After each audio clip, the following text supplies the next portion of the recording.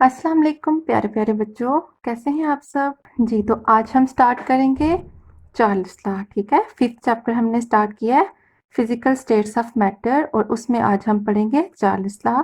तो चलिए स्टार्ट करते हैं। मैं ये स्पेशली आपके लिए स्टार्ट किया है कि आप लोग बड़े परेशान थे, आपको समझ नहीं आ रही, तो मैंने कहा नहीं, बच्चों को परेशान नहीं होना चाहिए, तो इसलिए हम डायरेक्ट यहाँ से स्टार्ट कर रहे हैं। इंशाल्लाह जो पिछले सारे लेक्चर्स हैं वो भी मैं आहिस्ता आहिस्ता अपलोड कर दूँगी, फिर आपको जहाँ जहाँ मसला होगा आप उसको दूर कर लें। ठीक है, तो चलिए अब हम स्टार्ट करते हैं चार्ल्स लॉ। ठीक है, हम सबसे पहले देखेंगे, जब भी आप कोई चीज़ देखते हैं तो पहले हम देखते हैं कि इसको स्टेट किसने किया। ठीक है, किसको किसने प्रेजेंट किया था? जे चार्ल्स ने।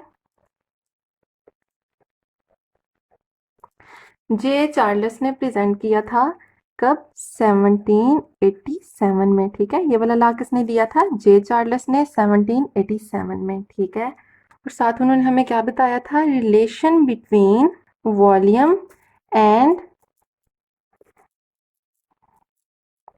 टेम्परेचर। ठीक है, एट कांस्टेंट प्रेशर। अगर आपको याद हो तो बॉयल्स लॉ में क्या कांस्टेंट लेते हैं? टेम्परेचर, लेकिन चार्ल्स लॉ में हम क्या कांस्टेंट लेंगे? प्रेशर। ठीक है, तो जे चार्ल्स ने इसको कैसे स्टेट किया था? उन्होंने कहा था the volume of a given gas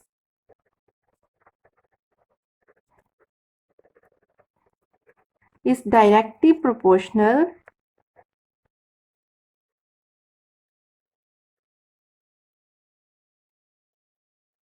is directly proportional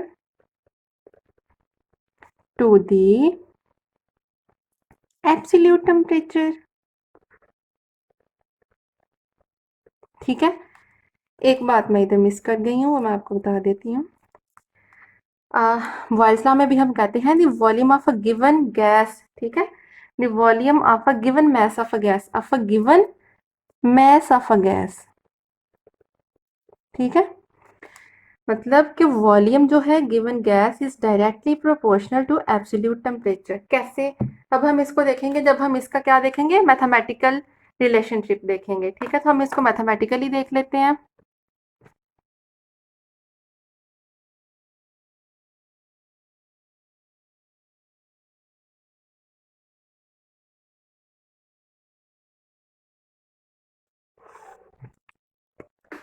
ठीक है, अब हम इसे मैथमेटिकली देख लेते हैं। जब हम इसको मैथमेटिकली इसका रिलेशन इसको ड्राइव करेंगे तो आपको ये इसकी जो लॉ है वो बहुत अच्छे से आपको इसकी समझ आ जाएगी। ठीक है, जो चार्ल्स लॉ है वो कहता है कि जो वॉल्यूम है ना, ठीक है, वो कहता है जो वॉल्यूम है वो डायरेक्टली प्रोपोर्शनल है टेम्परेचर के। ठीक है, तो अगर हम देखें वॉल्यूम को किससे शो करते हैं? V से, और टेम्परेचर को किससे करते हैं? T से। और जब भी हम कोई प्रोपोर्शनैलिटी कांस्टेंट खत्म करते हैं तो कोई ना कोई कांस्टेंट आता है। ठीक है, तो हम कह देते हैं यहाँ पे कांस्टेंट है K, और साथ में T वैसे का वैसा आ जाएगा। ठीक है, क्या हम इसको ऐसे भी लिख सकते हैं? ये T इस साइड पे मल्टीप्लाई हो रहा है, इस साइड पे आके क्या हो जाएगा? डिवाइड हो जाएगा, और K। ठीक है, ये हमारे पास क्या आ गया है? चार्ल्स लॉ आ गया है। ओके, अब देखें, अगर हम इधर से देखें, ठीक है, कहते हैं volume of a given mass of a gas. ठीक है, ये volume of a given mass of a gas is directly proportional to absolute temperature. ठीक है, तो यही क्या कहता है? चार्ल्स लॉ कहता है। ये क्या हो गई? उसकी मैथमेटिकल फॉर्म हो गई। ठीक है, अच्छा, अब डायरेक्टली रिलेशन का, डायरेक्टली प्रोपोर्शनल का मतलब क्या होता है? डायरेक्टली प्रोपोर्शनल का मतलब क्या होता है कि अगर एक चीज इंक्रीज कर रही है तो दूसरी चीज भी क्या करे? इंक्रीज करे, और अगर एक चीज डिक्रीज हो रही है तो दूसरी चीज भी क्या हो? डिक्रीज हो। ठीक है, तो अब हम देख लेते हैं, हम सपोज कर लेते हैं कि वॉल्यूम है V1। ठीक है, वो डायरेक्टली प्रोपोर्शनल है किसके? T1 के। ठीक है, जैसे ही हमने वॉल्यूम को इंक्रीज किया V1 से, हमने जैसे ही इसे क्या किया? V2 किया, तो टेम्परेचर भी क्या हो गया? T2 हो गया। क्यों? क्योंकि जब जब हम वॉल्यूम को इंक्रीज करेंगे तो टेम्परेचर भी क्या होगा? इंक्रीज होगा, क्योंकि ये चार्ल्स लॉ ने हमें कहा है। ठीक है, तो अगर हम इसको आगे मजीद लेके जाएं तो क्या आ जाएगा इनकी जगह? जब जब अब हम अब हम जब इसको मजीद आगे सॉल्व करेंगे तो इस प्रोपोर्शनैलिटी कांस्टेंट की जगह क्या आ जाएगा, के, जैसे हमने ऊपर किया था। तो ये क्या हो जाएगा, V2 इज इक्वल टू के T1। और इसको मजीद हम सिंप्लीफाई करें तो ये वाला रिलेशन आ जाएगा, V1 over T1 is equal to के V2 T2 is equal to के। ठीक है, अब अगर हम इन दोनों इक्वेशंस को क्या करें, कंपेयर करें, तो आप देख सकते हैं कि इनकी जो राइट हैंड साइड है वो इक्वल है, क्योंकि ये दोनों किसके इक्वल हैं, कांस्टेंट के। तो हम ये कह सकते हैं V1 T1 is equal to V2 T2। ठीक है, क्यों, क्योंकि ये दोनों किसके इक्वल हैं, के। तो वो के क्या हो जाएगा, कैंसिल हो जाएगा। ठीक है, तो ये इसका मतलब है कि जब दोनों कांस्टेंट इक्वल होंगे कि तो उनके जो वेरिएबल्स होंगे वो भी एक दूसरे के क्या हो जाएंगे, इक्वल हो जाएंगे। ठीक है, मैं जितना मैंने आपको बताया मैं फिर से आपको एक्सप्लेन कर देती हूँ। सबसे पहले हम बताएंगे कि इसको किसने स्टेट किया था, जे चार्ल्स ने। कब, 1787 में। ठीक है, ये बात आपने याद रखनी है।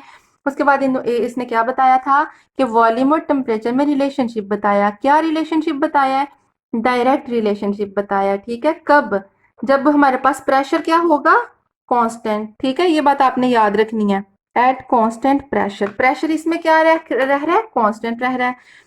और अगर आप बॉयल्स लॉ देखें तो बॉयल्स लॉ में क्या चीज कांस्टेंट थी, टेम्परेचर। और इधर क्या कांस्टेंट है, प्रेशर। ठीक है, ये बात आपने याद रखनी है और इस चीज को कंफ्यूज नहीं करना आपने। उसके बाद हमने देख लिया कि इसके इक्वल होता है। फिर हमने देख लिया कि अगर हम V1 टेम्परेचर पे V1 वॉल्यूम पे टेम्परेचर T1 है तो V2 वॉल्यूम पे टेम्परेचर क्या हो जाएगा, T2, क्योंकि इनका डायरेक्ट रिलेशन है।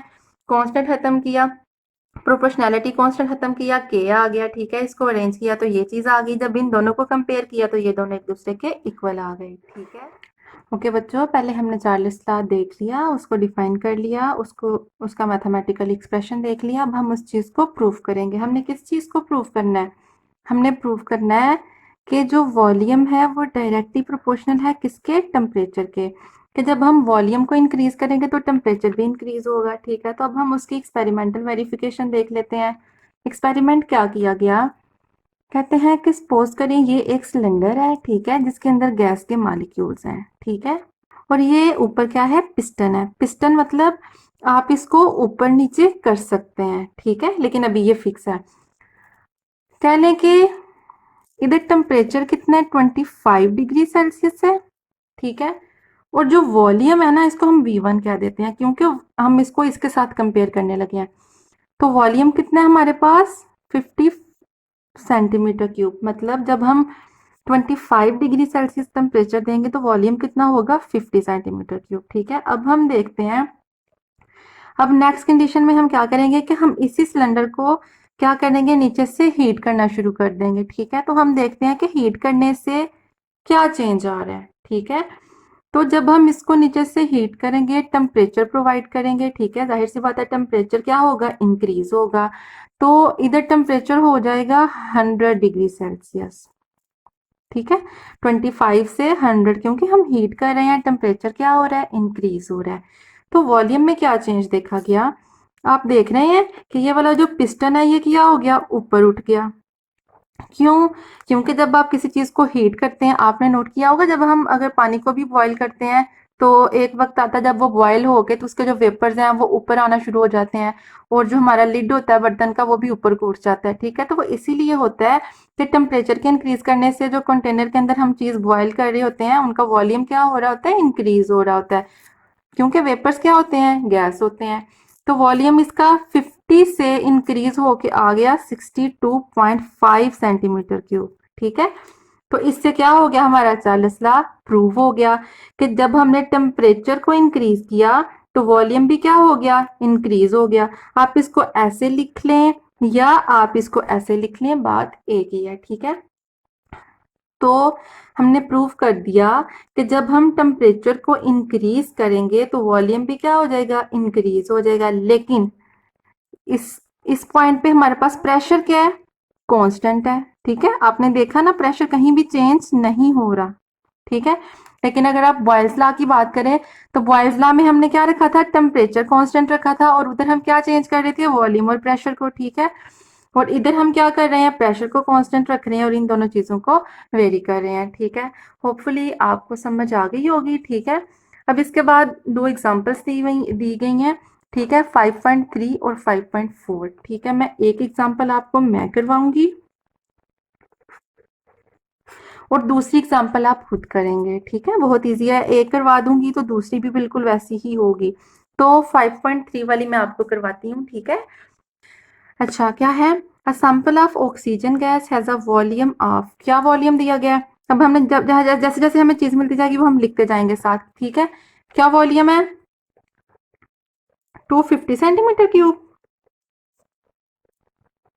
ओके, एट -30 डिग्री सेल्सियस, तो इट्स मीन के ये टेम्परेचर है कितने, -30 डिग्री सेल्सियस। ओके, कहता है if gas is allowed to expand up to 700 centimetre cube, मतलब दो वॉल्यूम दिए हुए हैं, तो पहले वाले को हम क्या कह देंगे, V1 कह देंगे, और सेकंड वाले को क्या कह देंगे, V2 कह देंगे। तो वो कितना दिया हुआ है, 700 centimetre cube at constant pressure. अच्छा, अब हमें पता, अगर अब उन्होंने कह दिया है एट कांस्टेंट प्रेशर, तो इट्स मीन ये कौन सा लॉ है, चार्ल्स लॉ है, क्योंकि चार्ल्स लॉ में जो प्रेशर है वो कांस्टेंट है, हम पढ़ चुके हैं। तो इसलिए हम इसमें कौन सा फार्मूला पुट करेंगे, चार्ल्स लॉ का। Find out final temperature, it's mean के T1 दिया हुआ है और हमें क्या फाइंड आउट करना है, T2 फाइंड आउट करना है। ठीक है, कोई मसला नहीं, हम कर लेते हैं।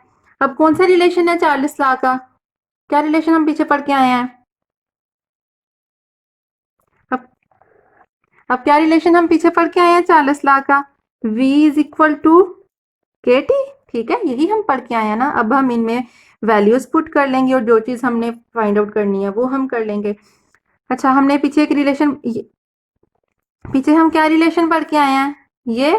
ठीक है, और हमने एक और रिलेशन पढ़ा था, क्या, V1 over T1 is equal to V2 over T2। ये रिलेशन हम पीछे पढ़ के आए हैं, प्रूव करके आए हैं। ठीक है, उसके मैथमेटिकल एक्सप्रेशन में। तो अब हम क्या करेंगे, V1 हमें दिया हुआ है, बिल्कुल दिया हुआ है, कितना है, V1 कितना दिया हुआ है, 250। T1 कितना दिया हुआ है, -30 डिग्री सेल्सियस। लेकिन आपने जब भी आप कोई न्यूमेरिकल सॉल्व कर रहे हो और आपको टेम्परेचर डिग्री सेल्सियस में दिया हुआ है, आपने उसको यूज नहीं करना, आपने हमेशा इसको केल्विन में कन्वर्ट करना है। केल्विन में कन्वर्ट कैसे करेंगे, इसमें प्लस कर देंगे हम 273। ठीक है, ये बात आपने याद रखनी है, जब भी वॉल्यूम डिग्री सेल्सियस में दिए होगा उसमें हमने 273 प्लस करेंगे और उसको किस में चेंज करेंगे, केल्विन में। जब हम इसको इसमें प्लस करेंगे तो क्या आ जाएगा, 243 केल्विन आ जाएगा। ठीक है, अब हम T1 की जगह क्या पुट करेंगे, 243। ठीक है, V2 हमें कितना दिया हुआ है, 700, और T2 हमने क्या करना है, फाइंड आउट करना है। ठीक है, T2 हमने फाइंड आउट करना है। ठीक है, अब हम देख लेते हैं, चलें अब हम इसे सॉल्व करके देख लेते हैं। हम 250 को डिवाइड करेंगे 243 पे, हम करके देख लेते हैं। अभी देखें, 250 को हमने किस पे डिवाइड करना है, 243 पे। ठीक है, तो ये क्या आ गया, 1.028। ठीक है, 1.028 आ गया, 1.028 आ गया। ठीक है, और उस साइड पे क्या है, 700 डिवाइडेड बाय T2, ये भी हम ऐसे ही लिख लेते हैं। अब हमने क्या फाइंड आउट करना है, T2। इस T2 को हम क्या ले जाएंगे, उस साइड पे ले जाएंगे, इधर ये डिवाइड हो रहा है और उस साइड पे जाके ये क्या हो जाएगा, मल्टीप्लाई हो जाएगा, क्यों, चूंकि ये अकेला है तो ये ऐसे आ जाएगा, और 700 वैसे का वैसा, और ये चीज इधर क्या हो रही थी, मल्टीप्लाई हो रही थी, और इधर आके क्या हो जाएगी, नीचे डिवाइड हो जाएगी। तो क्या हमारा आंसर आ गया, 680.93। ठीक है, ये हमारा क्या है, टेम्परेचर आ गया।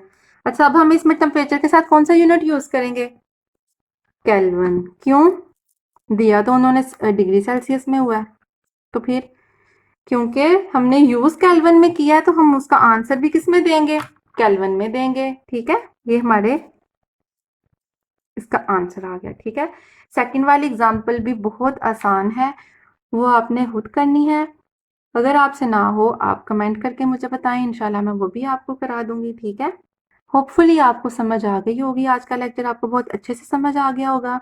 अगर फिर भी आपको कोई प्रॉब्लम फेस करनी पड़ रही है, आप नीचे कमेंट बॉक्स में कमेंट करें। ठीक है, आप बहुत प्यारे बच्चे हैं, बहुत अच्छे बच्चे हैं। अपना ख्याल रखें। ओके प्यारे प्यारे बच्चों, अल्लाह हाफिज।